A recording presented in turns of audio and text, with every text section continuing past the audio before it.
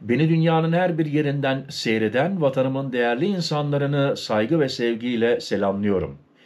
Değerli izleyiciler, kanalıma hoş geldiniz, sefa getirdiniz. Bugünkü haberimiz şöyle: trafikte cezalar ağırlaşıyor.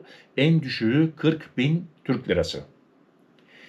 Yeni yargı paketinin trafikte güvenliği tehlikeye atan sürücülere yönelik ağır cezalar getirmesi bekleniyor. Alkollü araç kullanma, drift atma ve ehliyetsiz sürücülerin cezalarının arttırılması planlanırken, acil durum araçlarına yol vermeyenlere de yüksek para cezaları uygulanması öngörülüyor. Bu düzenlemelerin trafik güvenliğini arttırmayı hedeflediği ifade ediliyor. İşte yeni düzenleme ile ilgili ortaya çıkan detaylar. Değerli izleyiciler, haberimi sonuna kadar izleyin, bütün bilgileri alın. Ne zaman ne kadar para cezası, ne zaman ne kadar ehliyet alınacak, hatta ve hatta hapis cezası da olacak, ne kadar hapis cezası olacak, bütün bilgiler bu videoda. Bu bilgiler hoşunuza giderse, haberim hoşunuza giderse bana bir like verirseniz tabii ki sevinirim. Abone olarak da bana destek olursanız gerçekten gurur duyar. Şimdiden hepinize teşekkür ediyorum.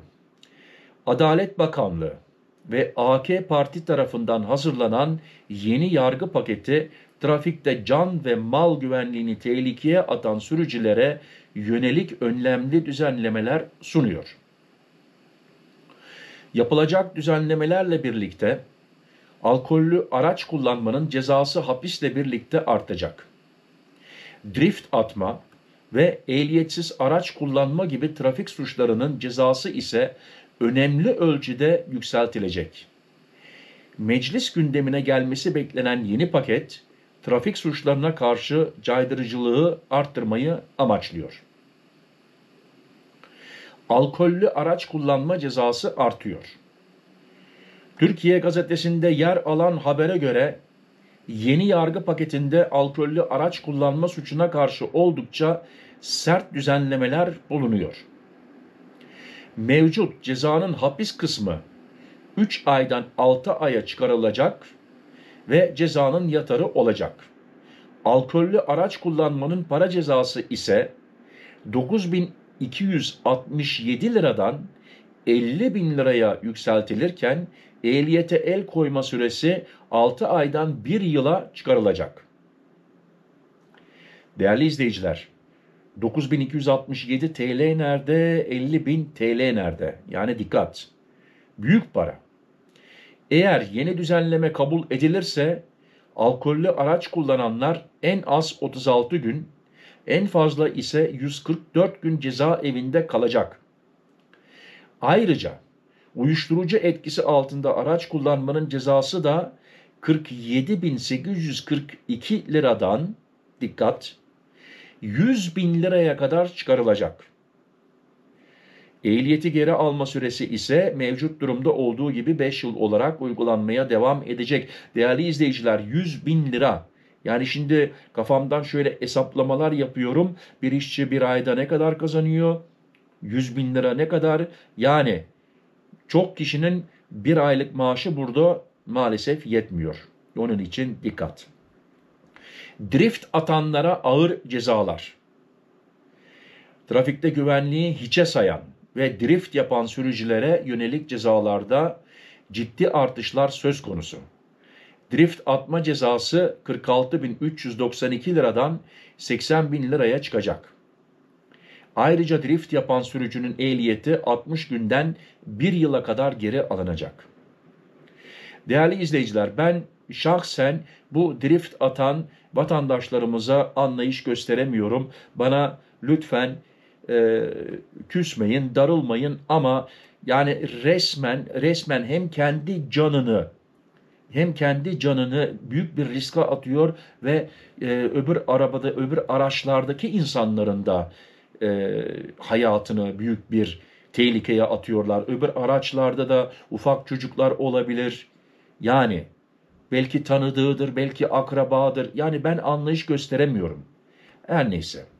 Ehliyetsiz araç kullanmak daha pahalı olacak. Yeni paketle birlikte ehliyetsiz araç kullanma cezası da önemli ölçüde arttırılıyor. mevcut cezalar 18.677 liradan 40.000 liraya çıkarılacak. Ambulans ve acil araçlara yol vermeyenlere yüksek ceza.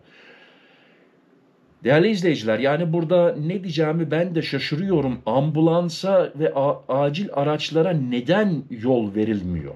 Ben buna anlayış gösteremiyorum. Yani gerçekten yeni düzenlemelerle trafikte acil durum araçlarına yol vermeyen sürücülere verilecek ceza da önemli ölçüde artırılacak.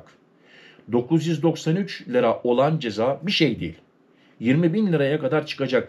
Değerli izleyiciler, 20.000 lira cezası var. Ama düşünün, arkanızdan ambulans geliyor. Ambulansın içinde belki sizin anneniz, babanız, kardeşiniz, ablanız, abiniz var. Olamaz böyle bir şey.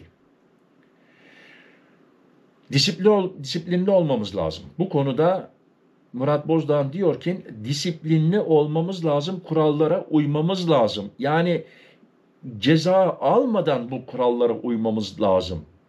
Sonuç olarak yeni yargı paketi trafikteki tehlikeleri engellemeyi ve güvenliği arttırmayı hedefliyor.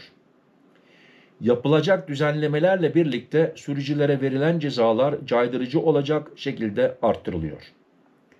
Şimdi müsaade ederseniz değerli izleyiciler, drift atan sürücülere tekrar buradan sesleniyorum. Bana inanın, bakın bana inanın, İsviçre'de otobanda siz o oyunu 5 kilometre üzerinde yapın, drift atın. Bilmiyorum ama yani aylarca, belki de senelerce o yaptığın drift için yani aman Allah'ım keşke yapmasaydım dersiniz. Çünkü ona göre ağır cezaları var İsviçre'de de. İnanın bana. Ve o kadar çok radar var ki İsviçre Avrupa'nın en çok radar olan bir ülkesi. En son aldığım bilgiye göre sırf Zürich şehrinin içinde 300'e yakın devamlı çalışan radar var. Bunlar hep aynı yerde değil. Bazen aynı caddede bir günde 2 kere yer değiştiriliyor.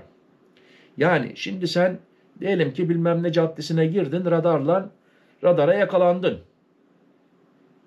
Diyorsun ki ya tamam, şimdi çekti, gaza basayım. 300 metre sonra bir radar daha geliyor, o da çekiyor. Yani o kadar kontrol altındayız ve disiplinli araba kullanıyoruz.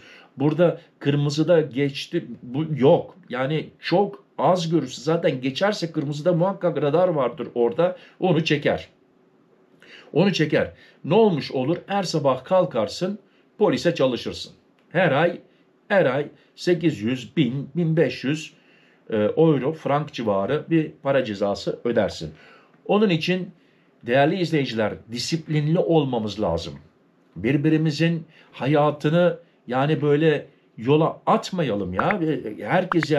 Herkesin çoluğu var, çocuğu var, torunu var, sevdiği var, bekleyeni var. Ben arabama ölmek için yola çıkmıyorum ki. Onun için disiplinli olmamız lazım. Değerli izleyiciler, hakaret etmeden, küfür etmeden yorumlarınızı bekliyorum. Bütün yorumlar için şimdiden teşekkür ederim. Bazen maalesef oluyor, bazı vatandaşlarımız biraz küfürlü filan yazıyor veyahut da başka türlü yazıyor. Onu maalesef değerli izleyiciler bir müddetten sonra Google zaten siliyor.